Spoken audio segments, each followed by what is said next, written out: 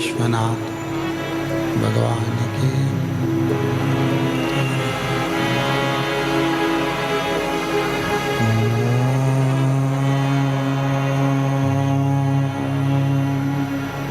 नमः शिवाय। ओम नमः शिवाय। ओम नमः शिवाय। ओम नमः शिवाय।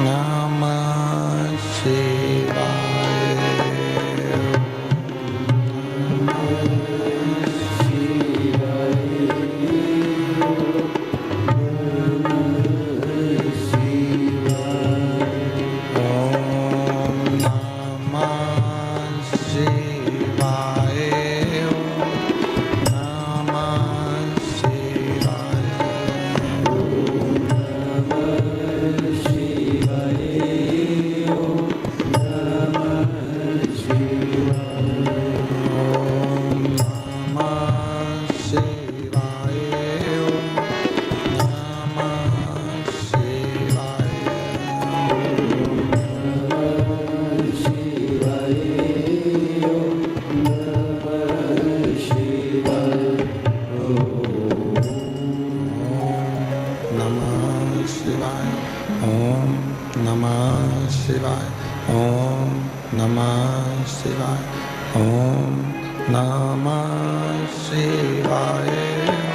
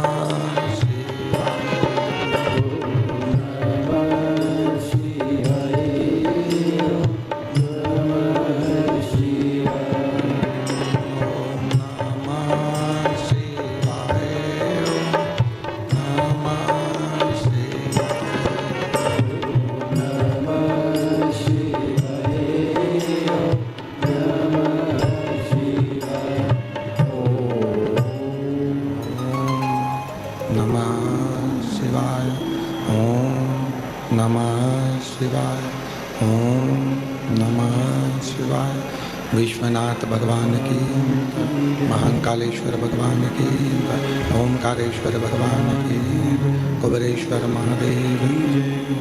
हर हर महादेव, हर हर महादेव, हर हर महादेव। काशी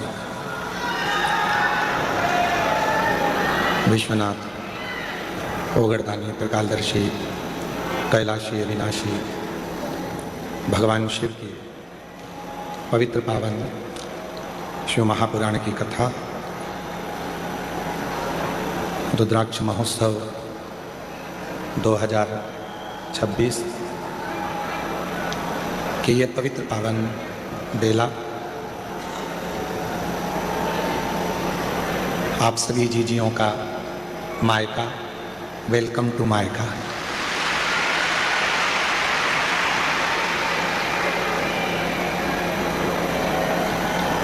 बच्चों के नानी हाउस में बच्चों का स्वागत है और मेरे जीजाओं के ससुराल में आपके साले की तरफ से आपका स्वागत है।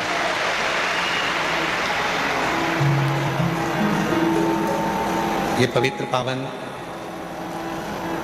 कुबरेश्वर बाबा की पवित्र धरा, जहाँ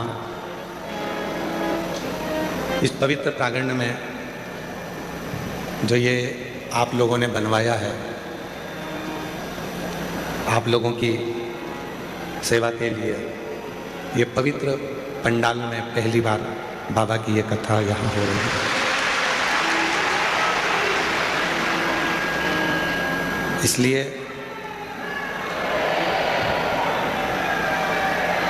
इस पवित्र कथा के दिव्य और भव्य रुद्राक्ष महोत्सव 2026 के अवसर पर 2026 के अवसर पर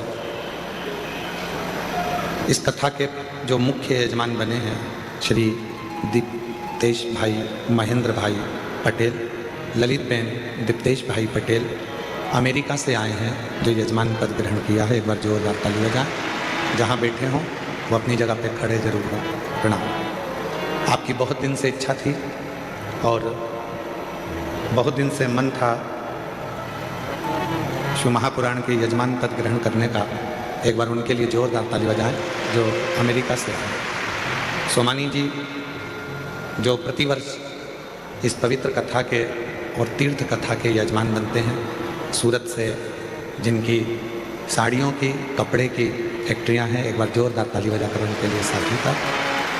श्री दिनेश गणपति काबरा जी, काबरा परिवार एरंडोल से, जो अभी यहाँ नहीं पहुँच पाए हैं, कथा में एक दो दिन के लिए जरूर आएंगे।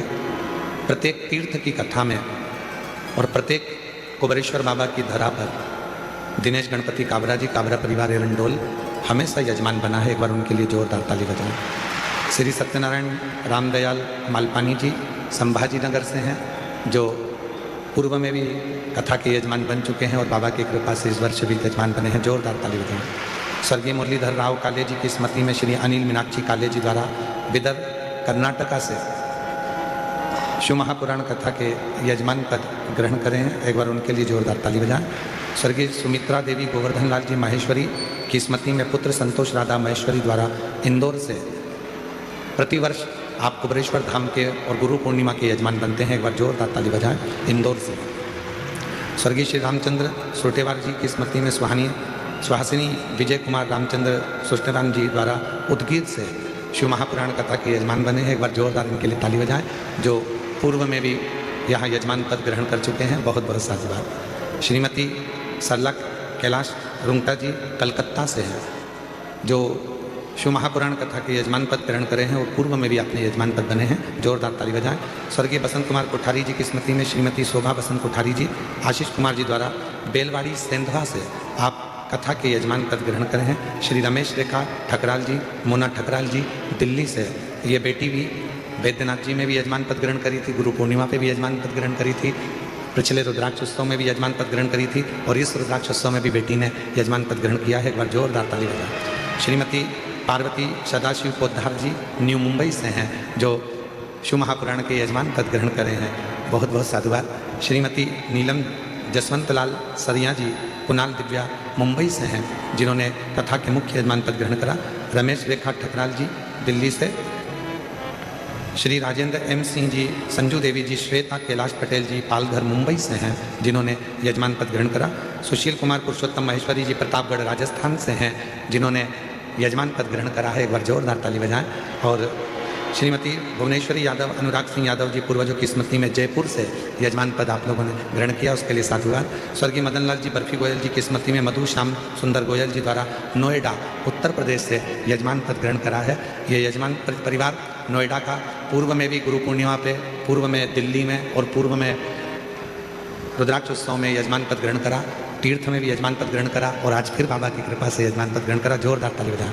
स्वर्गीय किशन राव जी की स्मृति में अरुण शैलेश पाटिल जी संभाजी नगर से हैं, जिन्होंने यजमान पद ग्रहण किया है। श्री रमणीक लाल रायचूरा जी, रंजना जी रायचूरा जी टिकरापारा बिलासपुर से हैं, टिकरापारा बिलासपुर से। एक बार जोरदार ताली बजाएं, जिन्होंने यजमान पद ग्रहण किया।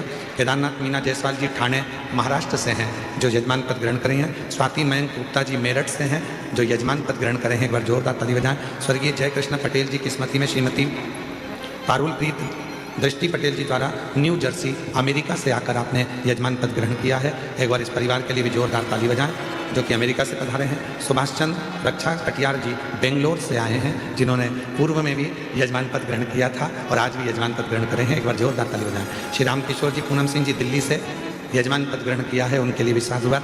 श्री प्रकाश गुप्ता जी, मधुबाला गुप्ता जी चंदोली संभल से हैं, जिन्होंने यजमान पद पूर्व में भी ग्रहण किया, इस बार भी पद ग्रहण किया है। एक बार जोरदार ताली बजाकर उनके लिए साधुवाद। श्री हंसराज लखनपाल जी हिमाचल प्रदेश से आए हैं, जिन्होंने यजमान पद ग्रहण किया है हिमाचल प्रदेश से। एक बार जोरदार ताली बजाकर उनके लिए साधुवाद देंगे। वीरेंद्र कुमार वार्षणे, गीता वार्षणे जी अलीगढ़ उत्तर प्रदेश से हैं, जिन्होंने कथा का मुख्य यजमान पद ग्रहण किया, उनके लिए साधुवाद। जोरदार ताली बजाएं। श्री सुनील गणपत राव देशमुख जी प्रणीता सुशील देशमुख जी पुणे से हैं, जिन्होंने यजमान पद ग्रहण किया है। श्री जगत सिंह फुलवती सिंह जी नेरुल मुंबई से हैं, जिन्होंने यजमान पद ग्रहण किया। एक बार इनके लिए जोरदार ताली बजाएं। पूर्व में भी आपने यजमान पद ग्रहण किया था और आगे भी आप लोग हमेशा ऐसे ही यजमान पद के लिए तत्पर रहे हैं। एक बार जोरदार ताली बजाएं। श्री अवधेश दीपमाला बर्नवाल जी बनारस से हैं, जिन्होंने यजमान पद ग्रहण किया। और श्री आकाश कुशवाहा जी इंदौर से हैं, जिन्होंने मुख्य यजमान पद ग्रहण किया। एक बार जोरदार ताली बजाकर इन सभी के लिए साथ होता है। सभी यजमान परिवार जिनके सहयोग से और जिनके अथक आनंद प्रयास से ये कथा प्रतिवर्ष पूर्ण होती है। शिव और शिव की ये पवित्र भूमि, कंकर शंकर की धरा, जहाँ बैठकर आप भगवान शिव की अविरल भक्ति को प्राप्त कर रहे हैं।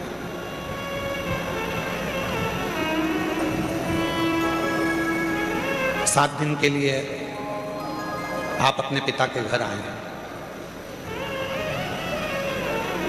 इस भूमि का नियम रहा है,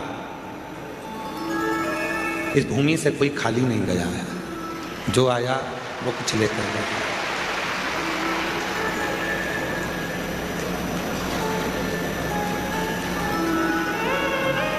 एक दादाजी की गोद में अगर पोता बैठता है, उठता है, तो दादाजी का पेन लेकर जाता है।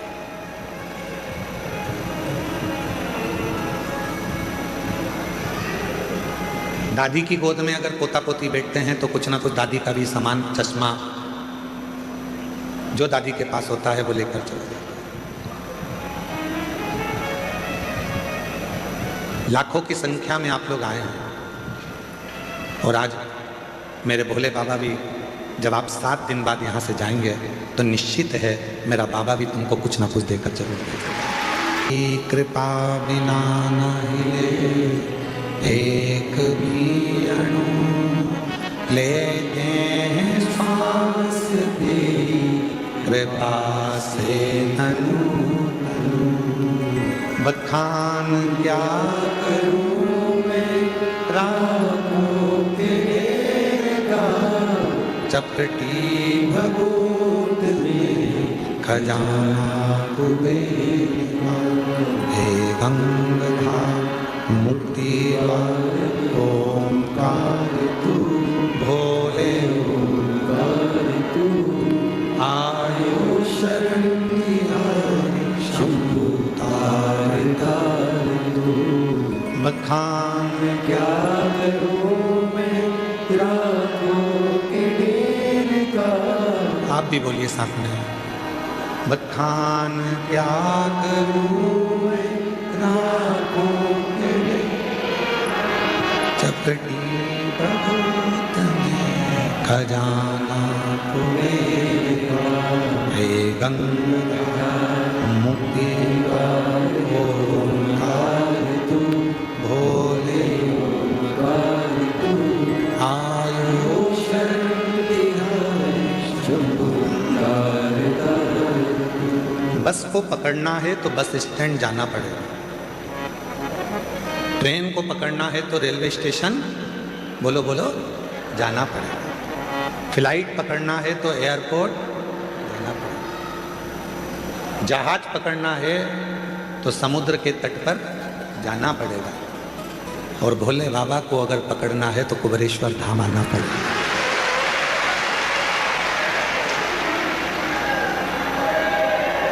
बारह ज्योतिर्लिंग का ये 12 ज्योतिर्लिंग के मध्य में विराजमान ये वो कुबेरेश्वर बाबा की धरा है, ये वो कुबेरेश्वर बाबा की भूमि है, कुबेर भंडारी की वो धरा है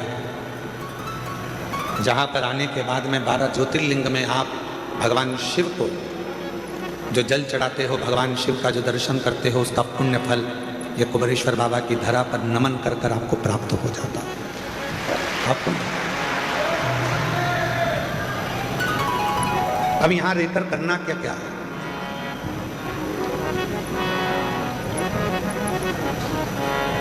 शादी का सीजन चल रहा है, तुम सबके घर पे कम से कम 5-5, 6-6 पत्रिका पड़ी हो शादी की।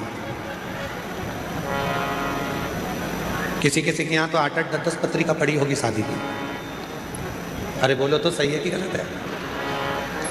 और कभी कभी ऐसा होता है कि एक ही तारीख में 6-6, 7-7 पत्रिका पड़ी रहती है शादी की।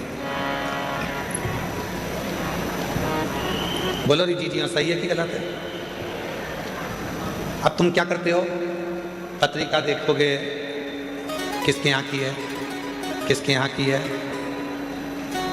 किसके यहाँ की है, और पत्रिका देखने के बाद तुम्हारा जिससे ज्यादा प्रेम होगा तुम उसी के घर की शादी में जाओ।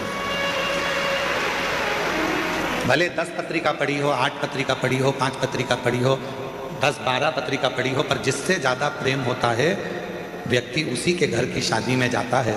उसी तरह कुबेरेश्वर बाबा की धरा पर रुद्राक्ष महोत्सव में वही आता है जिसका मेरे बाबा से प्रेम होता है। बाबा जिसको प्रेम कर लिया, आपने बाबा से स्नेह करा, आपने बाबा से प्रेम करा, पर बाबा भी तो आपसे प्रेम करे, बाबा भी तो आपसे स्नेह करे।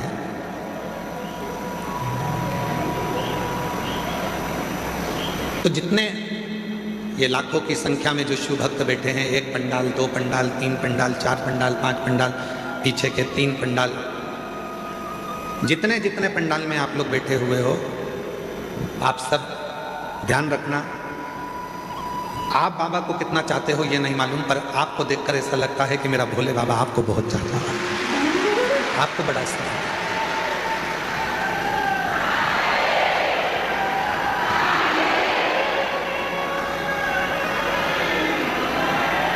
और शंभु शरणे घड़ी मांगू घड़ी रे दुख काटो दया करीन दर्शन दो।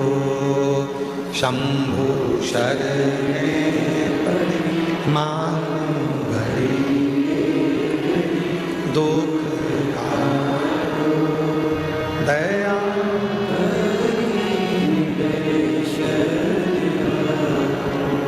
शिव आपसे प्रेम करते हैं, भगवान ओघड़दानी आपसे स्नेह करते हैं। दक्ष प्रजापति के घर में 60 कन्याओं का जन्म हो चुका था। राजा दक्ष प्रजापति के घर में जब 60 लड़कियों का जन्म हो गया, 60 कन्याओं का जन्म हो गया, 60 कन्या के जन्म के बाद भी दक्ष प्रजापति ने भगवान माँ जगतजननी दुर्गा भवानी से प्रार्थना कर कर एक कन्या को और मांगा।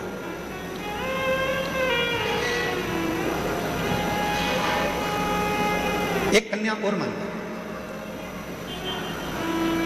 माँ दुर्गा भवानी ने पूछा, ए दक्ष प्रजापति, तेरे घर में 60 लड़कियों का जन्म हो चुका है और तू एक लड़की और मांग रहा है, बेटी मांग रहा है।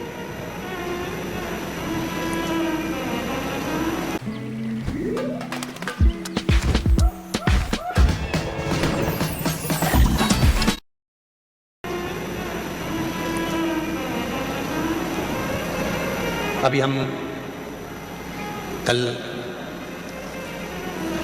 डबरा की कथा पूरी करके फिर हम छतरपुर के बागेश्वर धाम गए थे। वहाँ पर भाई श्री रमेश भाई जी ओझा जी ने, पूज्य भाई श्री ने एक बड़ी सुंदर बात कही। पूज्य भाई श्री ने कहा,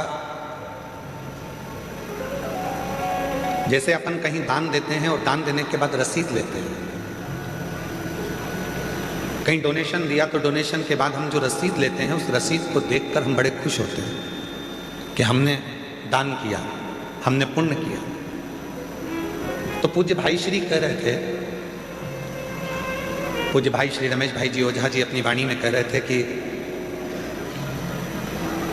जैसे दान करने के बाद रसीद मिलती है और उस रसीद को देखकर अपन खुश होते हैं, यदि परमात्मा की कोई रसीद देखना हो तुमको तो घर में जितनी बेटियां हैं उनका मुख देख लीजिए, वो परमात्मा के पुण्य की रसीद है।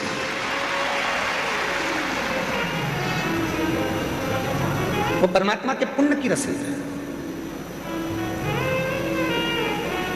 घर में यदि एक बेटी का जन्म हो जाए तो समझ लेना कि उस भोलेनाथ ने तुम्हारे घर में एक रसीद सिग्नेचर कर दे दी है। ये रसीद ही कन्यादान करने के बाद तुम्हें पार लगा देगी, वो रसीद।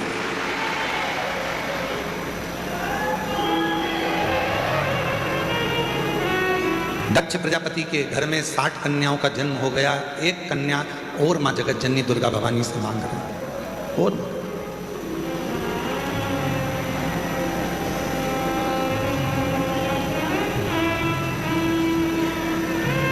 हे मां जगत जननी दुर्गा भवानी, मां हमारे घर में एक लड़की और हो जाए, एक बेटी और जन्म ले ले, एक बेटी का जन्म और हो जाए।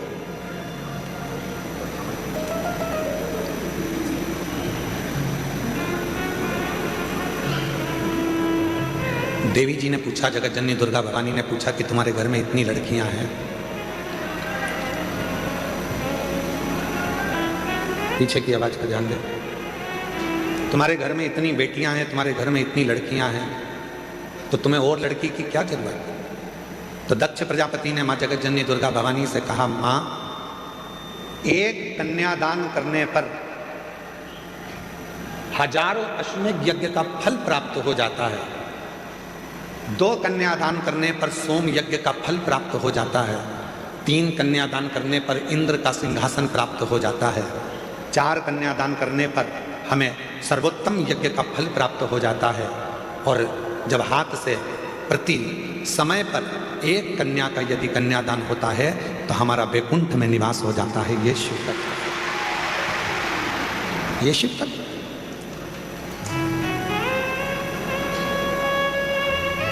एक बेटी और दे दो। और दक्ष प्रजापति के घर में मां जगत जननी दुर्गा भवानी ने कहा कि बेटी ढूंढने के लिए कहाँ जाऊंगी या बेटी को खोजने के लिए कहाँ जाऊंगी, इसलिए मैं खुद तुम्हारे घर में, मां जगत जननी कहती हैं कि बेटी बनकर तेरे घर में आऊंगी, स्वयं तेरे घर में आऊंगी।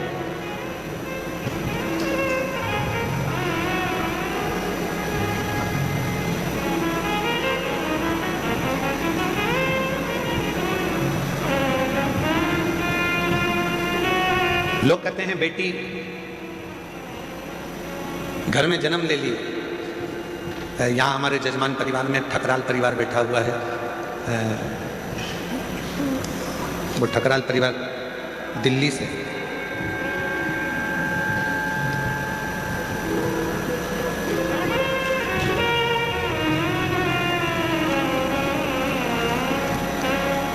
इस बेटी से एक हिम्मत लेना चाहते हैं।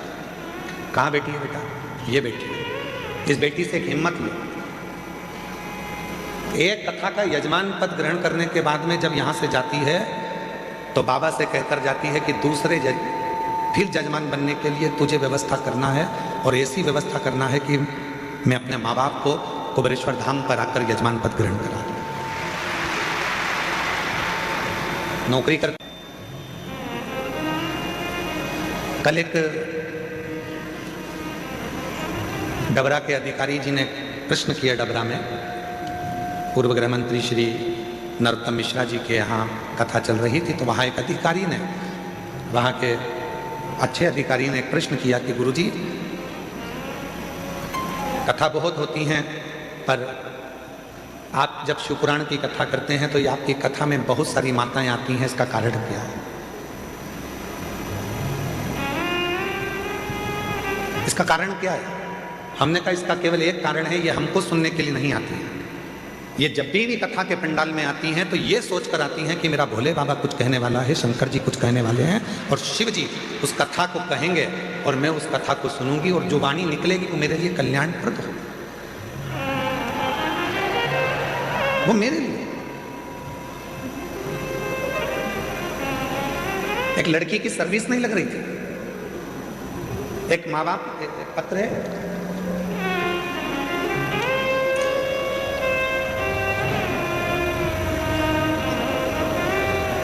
मेरा नाम शंकर महादेव, बावट इकर, मोबाइल नंबर ये है, मलकापुर, जिला बुल्ढाना, महाराष्ट्र से आए।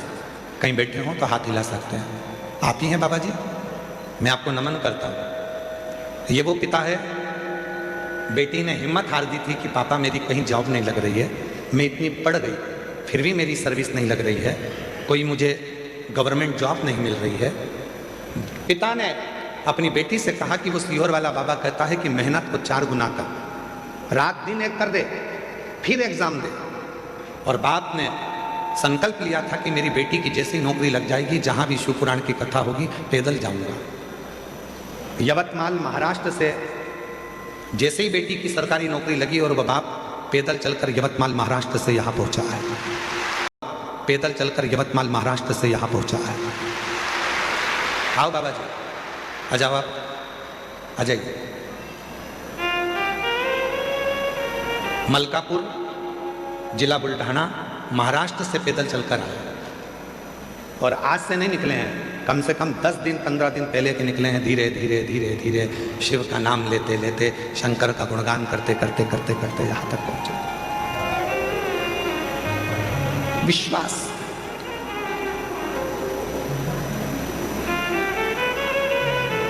किसको सुनने के लिए आए हो आप? सीहोर वाले बाबा को तो टीवी पर भी सुन लेते हो, सीहोर वाले महाराज को तो, और सीहोर वाला महाराज तो आपसे मिलता तक नहीं है।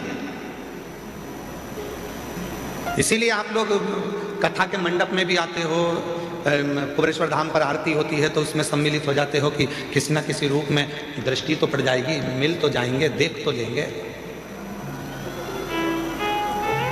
और दया की ना होती जो आदत तुम्हारी, तो सुनी ही रहती अदालत तुम्हारी। जो गरीबों के दिल में दया तुम ना पाते, तो किस दिल में होती इबादत तुम्हारी। ये तो उसकी कृपा है, ये उसकी करुणा है, ये उसकी दया है।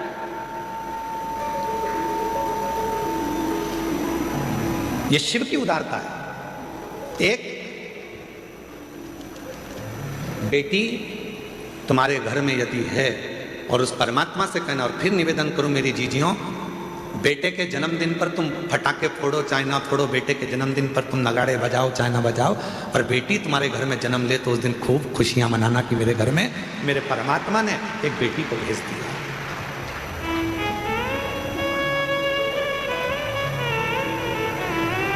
भारत की भूमि के लिए तत्पर आगे बढ़कर मिसाइलों को दागती है, और भारत की एक बेटी पूरे पाकिस्तान को हिलाकर आ जाती है। ये वो भारत की भूमि है,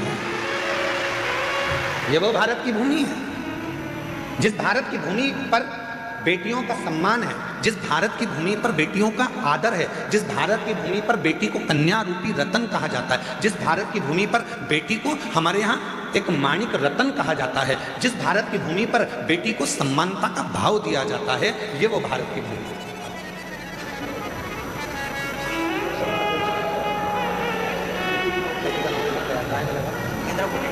दया की ना होती जो आदत तुम्हारी।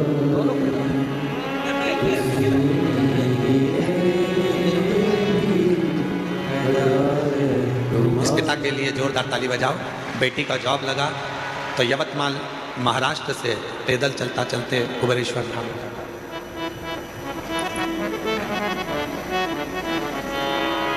और कितनी बेटियां बैठी हैं यहाँ पर, ढेरों। जितनी बुजुर्ग माँ हैं वो भी किसी ना किसी की बेटी हैं, जो युवान माताएं बैठी हैं वो भी बेटी हैं, और जो मेरी छोटी छोटी कन्या बेटी हैं वो भी बेटी हैं। कितनी बेटी हैं?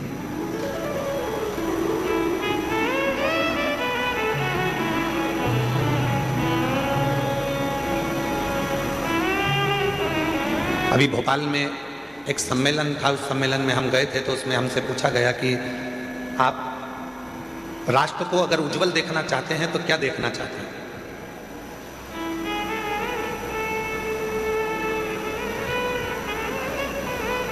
एक कार्यक्रम था, उसमें हमसे पूछा राष्ट्र को आप उज्जवल देखना चाहते हैं तो क्या देखना चाहते हैं? तो हमने कहा हम ये देखना चाहते हैं, अभी तक नारा था बेटी पढ़ाओ बेटी बढ़ाओ, हमसे कोई पूछे तो हम भी एक नारा देना चाहते हैं, बहू पढ़ाओ और देश बचाओ।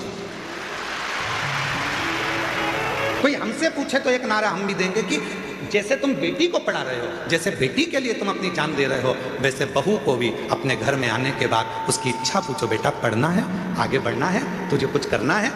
जैसे बेटी के लिए हम तत्पर हैं, वैसे बहू के लिए भी तत्पर। बहू के लिए, वो भी तो बेटी है हमारी। एक सुंदर चरित्र है अशोक सुंदरी का। अशोक सुंदरी जी की उम्र थी 9 वर्ष। भगवान शंकर मां पार्वती की सुपुत्री अशोक सुंदरी 9 वर्ष की थी। काशी में भ्रमण कर रही थी क्योंकि काशी उनको प्रिय था।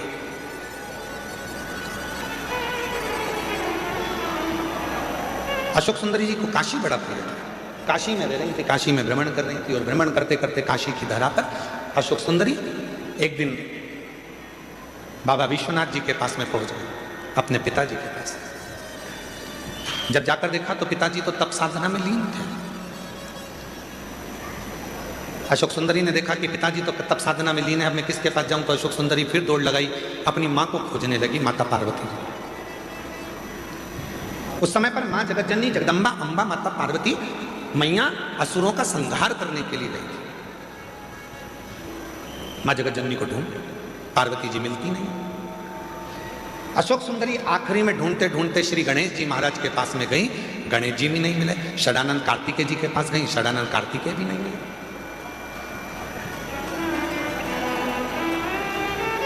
बहुत ढूंढा अशोक सुंदरी जी ने, ना पिताजी मिल रहे हैं, ना मां मिल रही है, ना गणेश जी मिल रहे हैं, ना कार्तिकेय जी मिल रहे हैं। आखिरी में अशोक सुंदरी एक स्थान पर एक वृक्ष के नीचे बैठ गई, मौन होकर। और जो बात हमने आपसे पहले भी कही, आज फिर कहते हैं, जब तुम्हारे मन में अशांति उत्पन्न हो, जब तुम्हारे मन के अंदर बहुत ज्यादा टेंशन हो, अशांति हो, चिंता हो, डिप्रेशन हो, कहीं मत जाओ। एक किसी वृक्ष के नीचे कुछ देर के लिए, ये प्रकृति ने जो हमको वृक्ष दिए हैं, ये हमारे डिप्रेशन को, हमारी अशांति को शांत करने के लिए। किसी वृक्ष के नीचे 10 मिनट के लिए मौन होकर बैठ जाओ और बाबा के ओम नाद का स्मरण करिए। ओम नाद का स्मरण।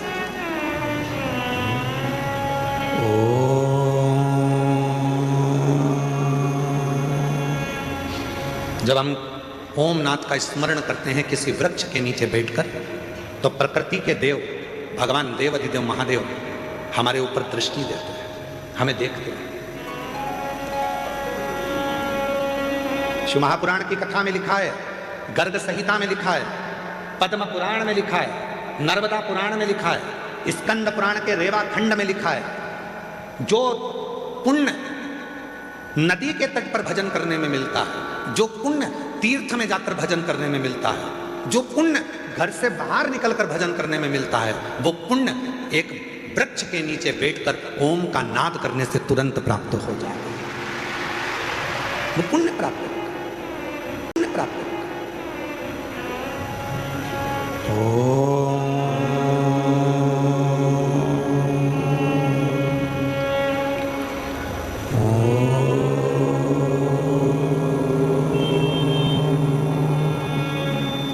एक नाद शिव से मिलने का। आप भी एक बार उच्चारण करिए, अपने नेत्र को धीरे धीरे बंद कर कर, पीठ को एकदम सीधा कर कर, दोनों भुकुटियों का स्मरण मध्य बिंदु में कर कर इस ओम को लंबी गूंज के साथ अपने मुख से उच्चारण कर रहे हैं।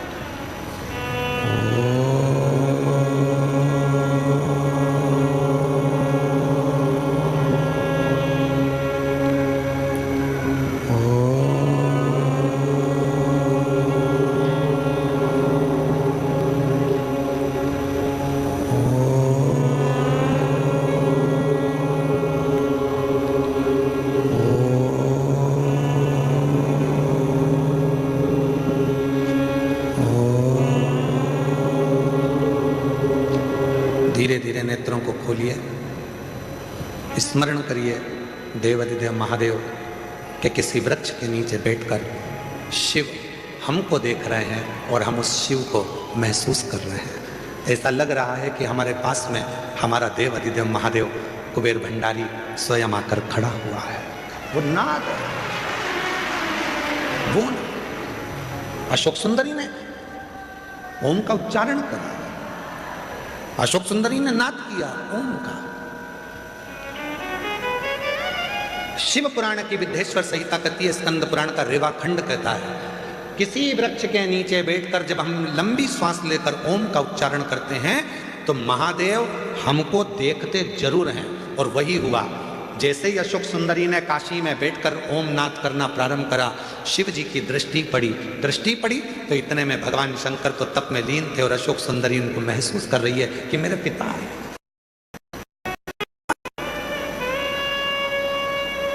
अशोक सुंदरी ने, पिताजी बहुत प्यास लग रही है, पापा बहुत प्यास लग रही है, बाबुल बहुत प्यास लग रही है।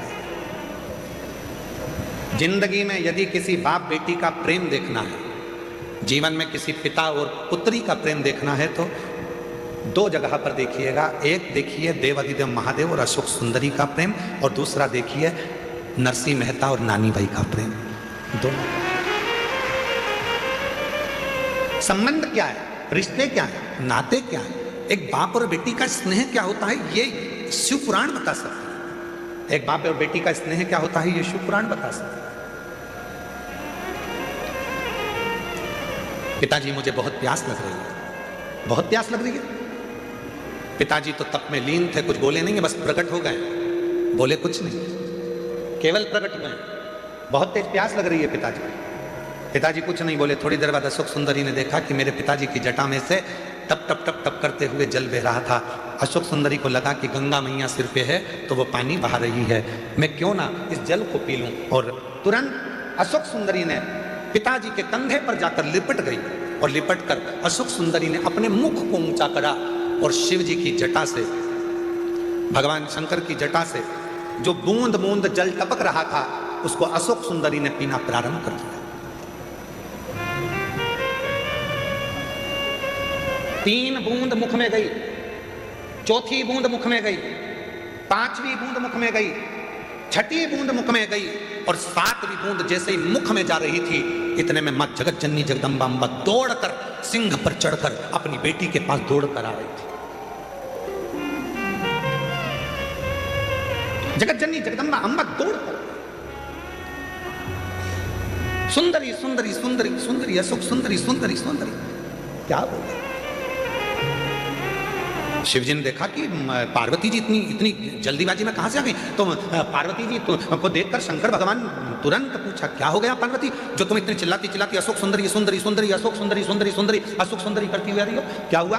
अरे वो अशोक सुंदरी तुम्हारे पीछे बैठी है, उसको प्यास लग रही थी, पानी नहीं मिला तो वो तुम्हारे शीश से जो बूंद बूंद जल टपक रहा है ना उसको पी रही है।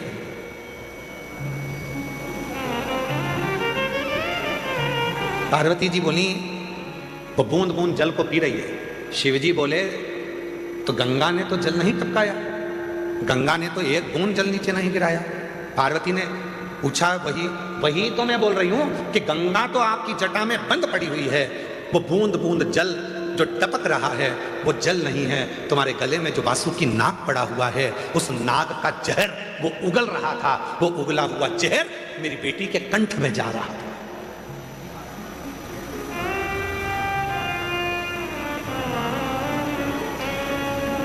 वो वासुकी नाग का उगला हुआ जहर मेरी बेटी के कंठ में जा रहा है, इसलिए मैं अपनी बेटी को बचाने आई। शंकर भगवान बहुत तेज मुस्कुराए, हंस दिए। शिवजी ने कहा, पार्वती तू मुझे जान नहीं पाई है। सुन लेना दुनिया के लोगों, जो शिवजी पे चढ़े हुए जल का पानी पीने के लिए मना करते हैं, जल पीने का मना करते हैं, उनके लिए कथा प्रेरणा है। लोग कहते हैं शिवजी पे चढ़ा हुआ जल नहीं पीना चाहिए, वो कथा को ध्यान से सुनना। रुद्राक्ष महोत्सव 2026 के प्रथम दिवस की कथा को अपने चित्त में बिठाना। शिवजी हंसे, पार्वती से कहा, पार्वती तू मुझे अभी तक समझ नहीं पाई है। पार्वती ने पूछा, क्यों, तूने क्या कहा। मेरे जटा से बाल में से पानी टपक रहा था और अशोक सुंदरी पी रही थी, और वासुकी नाग ने जहर उगला था, वो जहर अशोक सुंदरी के मुख में चला गया था। अरे पार्वती तो मुझे समझ नहीं पाई है। पार्वती, अगर जहर भी मुझ पर चढ़ जाता है तो वो भी अमृत बन जाता है। तू कब समझेगी, तू कब समझेगी? दुनिया के लोग कहते हैं शिव जी पे चढ़ा हुआ जल नहीं पीना चाहिए। उनके लिए यह अशोक सुंदरी और काशी का संवाद कहता है कि शंकर भगवान के जटा में, गले पर कालिया विष, अपना वासुकी नाग अपना विष उगल रहा था और वो विष जटा में से टपक रहा था, जिनको अशोक सुंदरी ने पिया था। पार्वती, तू मुझे समझी नहीं है। पार्वती, एक बेलपत्र मुझ पर चढ़ती है तो वो औषधि बन जाती है, एक दुर्वा मुझ पर चढ़ती है तो वो औषधि बन जाती है, एक बेर मुझ पर चढ़ता है तो औषधि बन जाती है, एक चावल का दाना मुझ पर चढ़ता है धान्य, वो औषधि बन जाती है। अरे पार्वती, जो जल मुझ पर चढ़ता है वो भले कैसा भी हो, वो मेरे ऊपर चढ़कर गंगा जल जैसी औषधि बनकर सुख प्रदान कर देता है, औषधि देता है। अब दुनिया के लोग बोलते हैं कि गुरुजी जल नहीं पीना चाहिए, तो दुनिया के लोग तो ये भी कहते हैं कि जल मत पियो, भले मदिरा पी लो। दुनिया के लोग तो बड़े बड़े अच्छे अच्छे हीरो भी गुटखे का प्रचार कर रहे हैं, खा लो गुटखा। दुनिया के लोग तो गलत गलत प्रचार कर रहे हैं, कर लो गलत काम। नहीं, शिव कथा कह रही है, भगवान देव अधिदेव महादेव पर। हम तो यहां तक कहेंगे, डबरा की कथा में कहा था, आज फिर कह रहे हैं, 3 दिवसीय डबरा की कथा में कहा था, यदि तुम्हारे पास में देने के लिए शिव जी के कुछ भी नहीं है, कुछ भी तुम्हारे पास में नहीं है मेरी जीजियों, मेरे जीजाओं, मेरी बेटियों, मेरे बेटाओं, क्योंकि भगवान शंकर प्रकृति के देवता हैं। शिव जी को ना तुम्हारा धन चाहिए, ना वैभव चाहिए, ना दौलत चाहिए, ना तुम्हारी सत्ता चाहिए। शंकर भगवान को देने के लिए कुछ भी नहीं है, तो बस उसको दर्शन कर लो, नेत्रों से निहार लो, उस शिवलिंग का दर्शन करो, वो तुमको सुख देगा, सुख देगा। जब हम रात्रि को यहां पर पहुंचे तो रात्रि में यहां पर आए तो एक माता जी ने एक पर्ची लिख के दरवाजे में सरका दी। तुम ऐसा मत करना। एक माता जी ने पर्ची लिखी और दरवाजे में सरका दी। हमने आशीष से बोला कि पर्ची उठाना जरा। आए थे, बस अंदर गए, प्रवेश करा और कमरे में जैसे पहुंचे तो पर्ची पड़ी थी। तो हमने उस पर्ची को पढ़ा, तो उस पर्ची में हमने कहा आशीष जरा पर्ची उठाओ। पर्ची उठाई तो उसमें लिखा था कि कंकर शंकर शिला के हम जल नहीं चढ़ा पाएंगे, तो हम दूर बैठ के भगवान की पूजन करें, आराधना करें, चलेगा? हमारा निवेदन है, लाइक चाहते हो तो डीपी के पास जाने की जरूरत नहीं है, कनेक्शन तुम्हारे पास में है। तुम जहां बैठकर कंकर शंकर की धरा पर उस शिव को याद करोगे, वो वहीं आकर दर्शन देगा। जहां तुम बैठे हो, जहां तुम हो। शिव महापुराण की कथा केवल एक ऐसी कथा है कि सीहोर वाला बाबा तो दिखता ही नहीं है, सीहोर वाला महाराज नजर भी नहीं आता, लोग कहाँ कहाँ बैठे हुए हैं उनको दिखेगा नहीं। आएंगे, कथा सुनेंगे, बाबा को प्रणाम करेंगे, कंकर शंकर पूजन करेंगे, दिल से प्रार्थना करेंगे और बाबा उन पर कृपा कर देते। एक पत्र है एक बेटी का, आज सारे पत्र बेटियों के ही। एक वकील बेटी का पत्र, वकील है,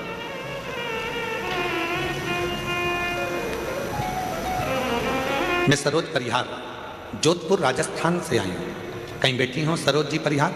आप ही हैं? ऐसा हाथ हिला दो एक बार वापिस जी। आ जाइए, एक बेलपत्र लेकर जाइए। मैं सरोज परिहार जोधपुर राजस्थान की निवासी हूँ। मेरा मोबाइल नंबर ये है। मैं और मेरी ननन बाई साहब आपकी कथा वर्ष 2019 से सुन रही हैं। हम दोनों पिछले 5 सालों से लगातार रुद्राक्ष अभिषेक में यहाँ रुद्राक्ष महोत्सव में आते हैं। ऐसा कोई साल नहीं गया जिस साल मुझे मेरे भोलेनाथ ने नहीं दिया। रुद्राक्ष महोत्सव कर कर जाती हूँ और 3 से 4 महीने में बाबा मुझे कुछ ना कुछ देता जरूर है। 5 साल से रुद्राक्ष महोत्सव में आ रही हूँ, 5 साल से लगातार रुद्राक्ष महोत्सव अटेंड करती हूँ, सुनती हूँ। गुरुजी, आपकी कथा बहुत दूर दूर होती है, सीहोर हमारे नज़दीक पड़ जाता है। हम लोगों के भाग्य हैं जो साल में 2 कथा गुरु पूर्णिमा की और रुद्राक्ष महोत्सव की मिल जाती है, तो हमारे तो पंडाल की कथा पूरी हो जाती है। गुरुदेव, मेरी 2 बेटियां हैं। छोटी बेटी, बड़ी बेटी तत्साथ में विवाह हुआ दोनों का, छोटी का भी बड़ी का। पर छोटी बेटी का ससुराल सही नहीं होने की वजह से उसको तलाक हो गया। उन लोगों ने बेटी के बारे में गलत गलत उठाना चालू करा कि इसकी बच्चेदानी नहीं है, बच्चादानी खराब है, बच्चादानी है ही नहीं। ऐसी अफवाह उड़ाई कि बेटी दिन भर रोती थी। गुरुदेव, 2018 में मेरी बेटी की शादी दूसरी करा दी। मेरी बेटी वकील थी पर प्राइवेट, सरकारी में। 2018 में शादी हुई और बेटी ने कहा, माँ डॉक्टर के हिसाब से ऐसा लगता है कि मैं माँ नहीं बन सकती, क्या करूं? मैं अपनी बेटी को लेकर यहाँ आ गया और कथा सुनवाई बेटी को।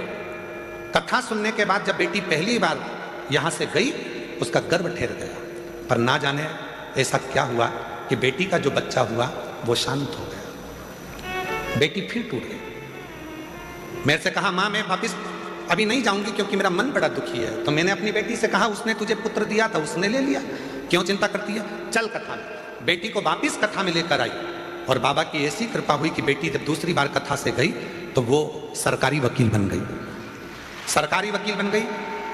तीसरी बार फिर कथा में आई तो उसका खुद का मकान बन गया और बाबा की ऐसी कृपा हुई, तीसरी बार कथा में आई तो बाबा की कृपा से उसका वापिस बाबा ने पुत्र दे दिया। ये शिव की। गुरुदेव, दुनिया के लोग इतना ताना देते थे कि दुनिया के लोगों का मुंह बंद कर दिया मेरे भोले बाबा। दुनिया के लोगों का मुंह बंद कर। शिव कथा करती है।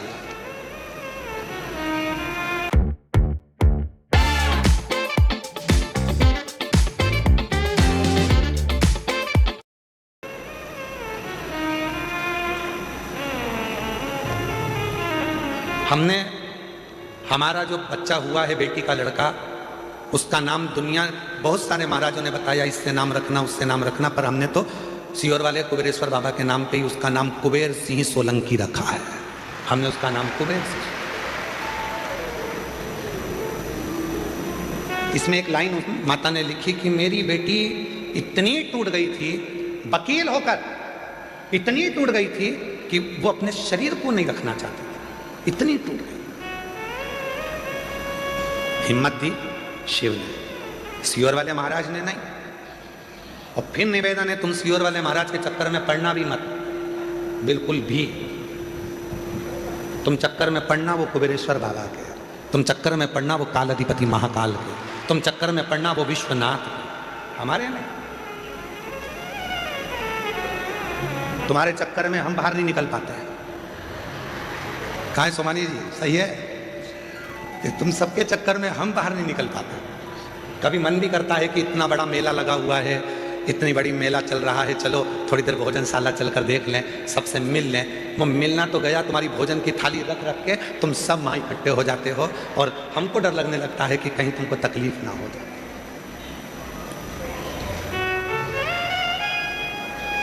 उसके चक्कर में रहो। हम तो बाबा के भरोसे चलते हैं। और देखो, हम हमेशा एक ही बात कहते हैं कि सीहोर वाले बाबा से, सीहोर वाले महाराज से मतलब मत रखो। इसीलिए कहते हैं क्या, हमको भी तो कहीं निकलने दो, घूमने दो, फिरने दो। पर जितना जितना मना करते हैं तुम उतने उतने बिगड़ी औलाद हो। तुम्हें जितना मना करो तुम सुधरते ही नहीं। फिर पीछा पकड़ लेते हो। आ जाओ।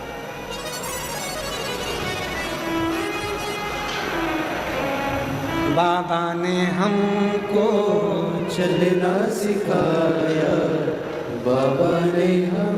रोते नहीं, रोते नहीं, रोते नहीं, आंसू पोछो, रोते नहीं, आंसू पोछो, रोते आंसू पोछो, पहले आंसू पोछो। अच्छा खुश होकर जा, बाबा ने सब सुन लिया ना, सब दे दिया, क्या सोच रहा है ये बेटी?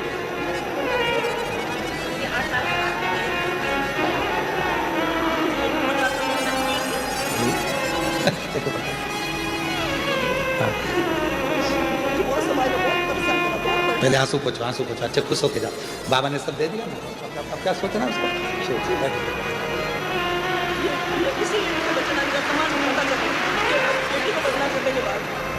बता दो।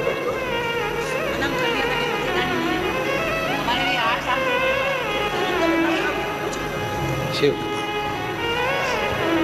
जीजी कह रही हैं कि बेटी को ऐसा कह दिया था कि बच्चेदानी नहीं, बच्चेदानी नहीं, तो पूरी समाज में बात फैल गई उससे कोई शादी ना करे।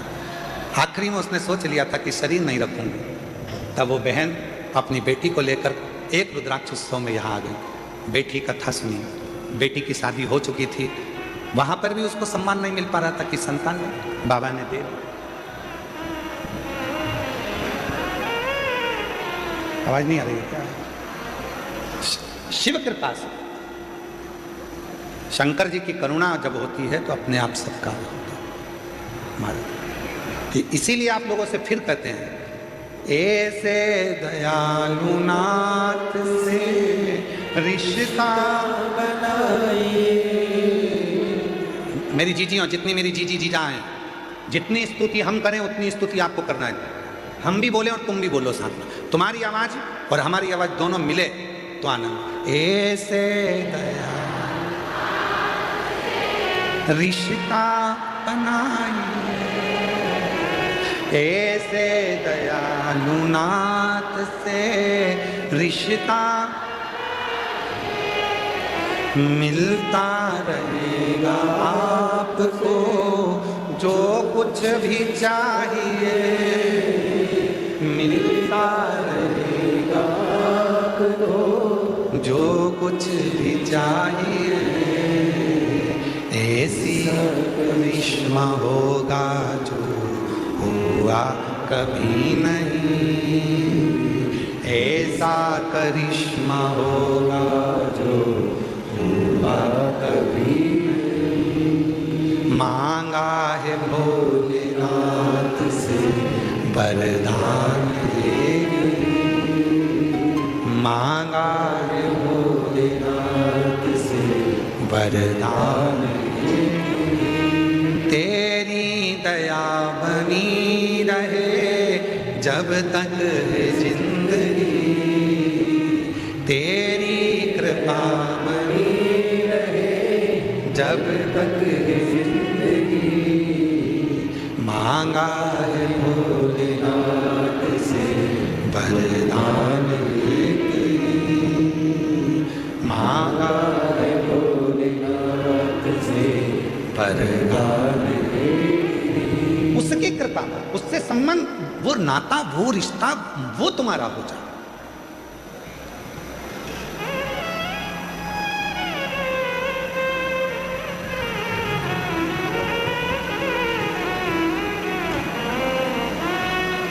तीन चीजें हैं, हो सकता है लोगों को बुरा लग जाए। बोल रहे हैं जम के तो बोलो, संभाल लोगे? ठीक है।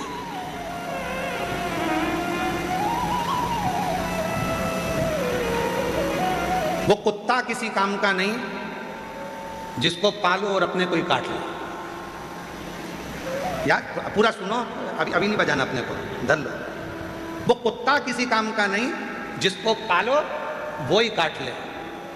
वो पैसा किसी काम का नहीं जिसको कमाओ और हमको ही बिगाड़ दे। और वो संबंध किसी काम का नहीं जो वक्त पड़ने पर हमको ही निपटाने का सोच ले। वो रिश्ते, वो नाते, वो संबंध, वो हमारे अपने रिश्ते जिनको चाहिए कि हमको उन्नति की सीढ़ी पर चढ़ाए, वही हमको खाने को जोड़ दौड़ जाए। तो वो रिश्ते किस काम के, वो संबंध किस काम के?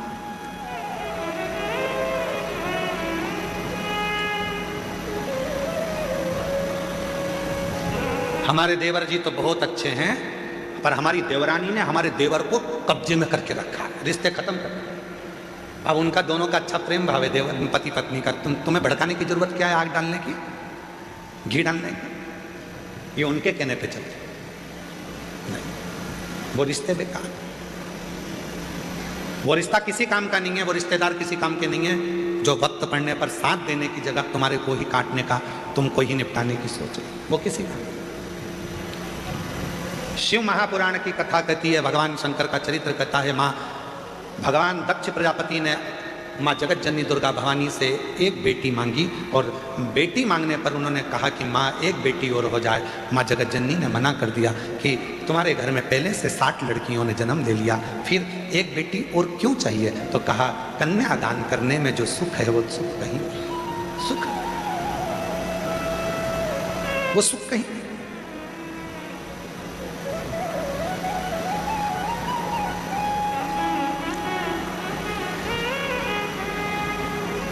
जगत जननी जगदम्बा अम्मा ने कहा कि मैं स्वयं तुम्हारे घर में बेटी बनकर जन्म आई। मां जगत जननी दुर्गा भवानी खुद बेटी बनकर आई और प्रसूति के गर्भ से एक कन्या ने जन्म लिया जिसका नाम सती हुआ। माता सती बाल्य अवस्था से, जब माता सती का जन्म हुआ था, जब गोदी में माता सती जी थी, प्रसूति की गोद में माता सती थी, बाल्यावस्था में मां सती माता की गोद में जब अटखेलियां कर रही थी, दक्ष प्रजापति ने सती के जन्म उत्सव को मनाया, सारे देवताओं को बुलाया, सबको निमंत्रण दिया। शिव जी के पास में भी निमंत्रण गया, शंकर जी के पास।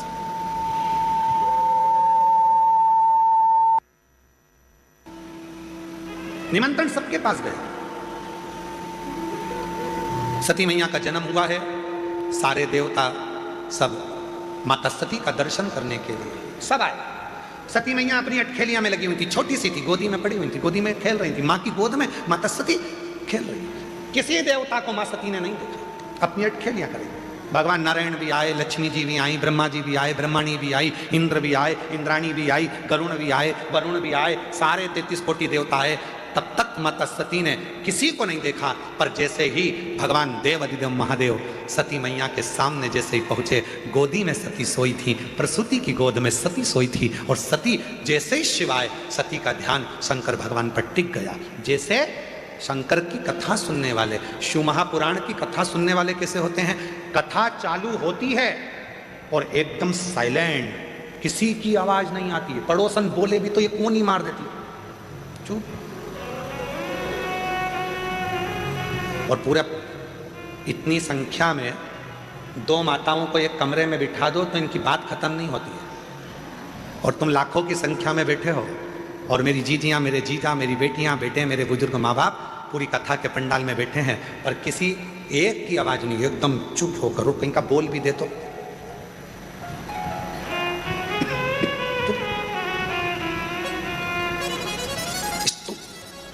जैसे सती मैया भगवान देव अधिदेव महादेव को देखकर एकदम स्तुप्त हो गए, कुछ नहीं कर रही, ना पांव हिलाए ना हाथ हिलाए, शिव को देख रही, केवल शिव।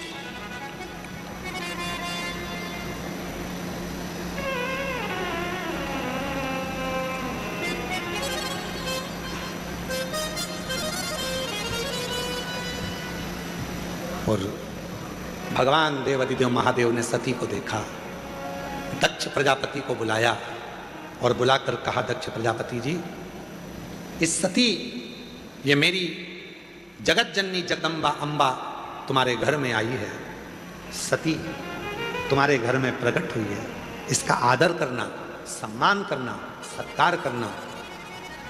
जिस घर में बेटी का अपमान होता है, जिस घर में बेटी का आदर नहीं होता है, जिस घर में बेटी का सत्कार नहीं होता है, एक दिन वो घर में धीरे धीरे लक्ष्मी संपदा वैभव समाप्त होते चले जाता है।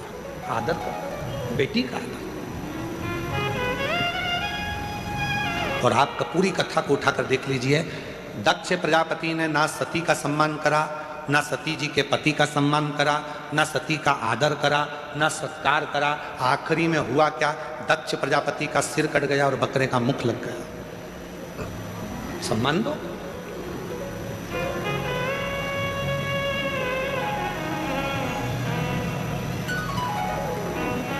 एक हमारे यहाँ पुरानी कहावत है, बहन बेटी आती है, अभी अभी तो भगवान ने सबको संपदा दी है, धन दिया है, तो लोग साड़ी दे देते हैं। पहले कहते थे बहन बेटी आई ब्लाउज का टुकड़ा दे दो। क्या दे दो? अरे जम के तो बोलो, ब्लाउज का टुकड़ा।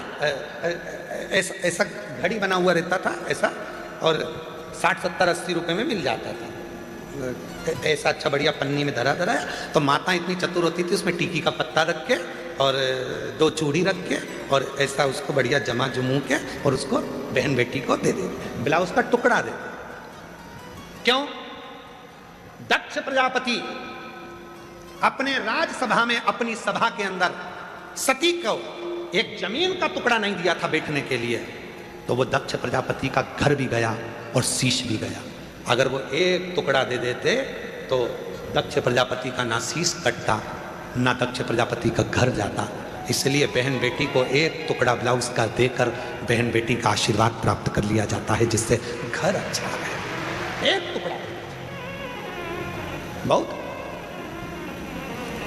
दो शब्द हैं, जरा ध्यान से सुनिएगा। एक होता है चरण में रहना और एक होता है शरण में रहना।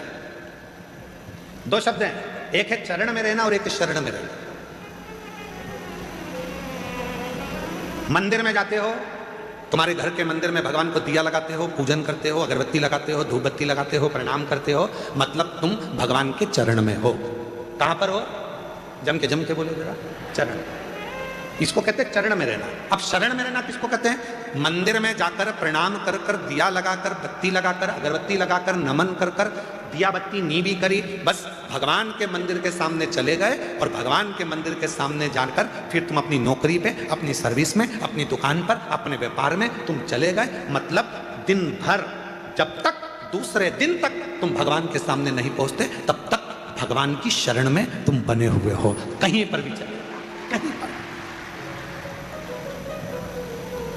हमारा एक नियम है, हम जब भी कहीं कथा करने के लिए जाते हैं तो यहाँ बाबा के साष्टांग दंडवत करके,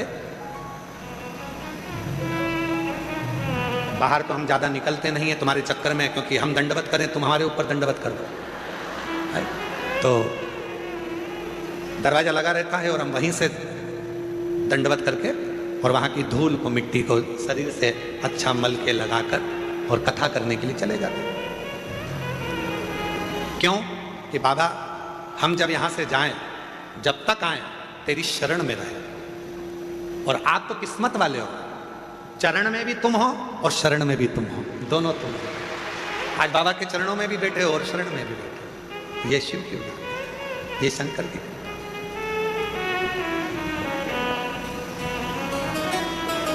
इसलिए शिव महापुराण की कथा वर्णन कर रही है महाराज। कुबेर भंडारी से मिलना बड़ा जरूरी, वो सीहोर वाले से मिलना बड़ा जरूरी, मिलना बड़ा जरूरी, हाँ मिलना बड़ा जरूरी, मिलना बड़ा जरूरी, ओ मिलना बड़ा जरूरी। कुबेर भंडारी से मिलना बड़ा जरूरी, वो काशी वाले से मिलना बड़ा जरूरी, वो काशी वाले से मिलना बड़ा जरूरी, वो काशी वाले से मिलना बड़ा जरूरी, मिलना बड़ा जरूरी, ओ मिलना बड़ा जरूरी, ओ मिलना बड़ा जरूरी, ओ मिलना बड़ा जरूरी, ओ सीहोर वाले से मिलना बड़ा जरूरी, ओ सीहोर वाले से मिलना बड़ा जरूरी, वो काशी वाले से मिलना बड़ा जरूरी, वो उज्जैन वाले से मिलना बड़ा जरूरी।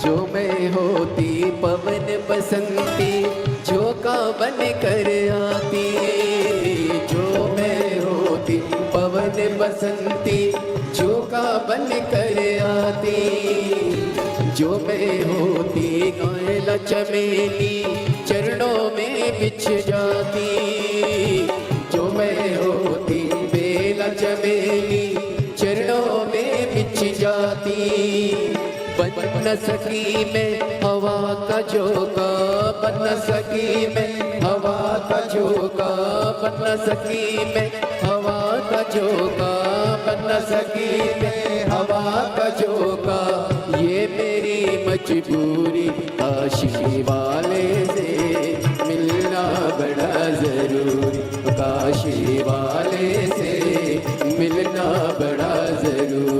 डमरू वाले से मिलना बड़ा ज़रूरी, डमरू वाले से मिलना बड़ा ज़रूरी, ओ मिलना बड़ा ज़रूरी, मिलना बड़ा ज़रूरी, ओ मिलना बड़ा ज़रूरी, मिलना बड़ा ज़रूरी, काशी वाले से मिलना बड़ा ज़रूरी, काशी वाले से मिलना बड़ा ज़रूरी।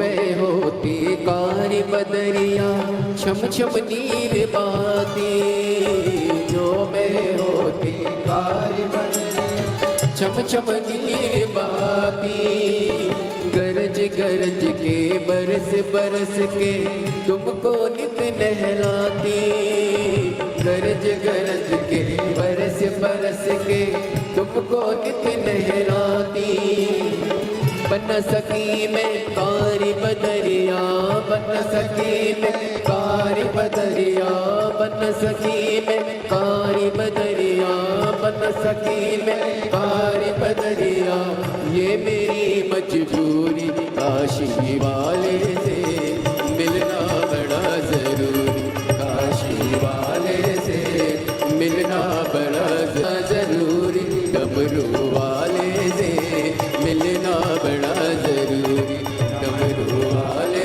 से मिलना बड़ा ज़रूरी।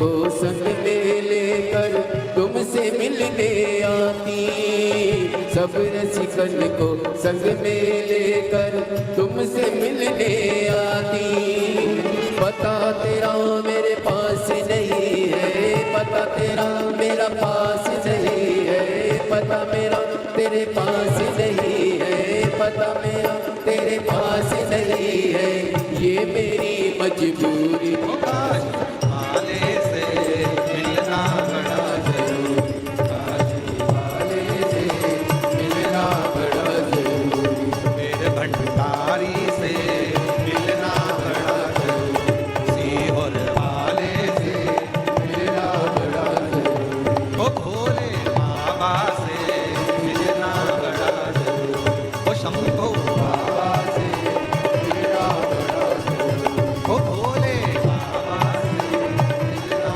बड़ा ज़रूरी, ओ शंभो बाबा से मिलना बड़ा ज़रूरी।